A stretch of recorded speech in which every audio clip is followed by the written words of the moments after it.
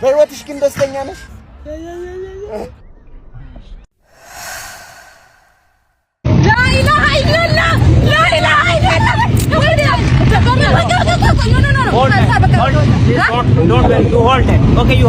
ዝም ብለሽ ያዡ እንዲህ ነው የምትለው።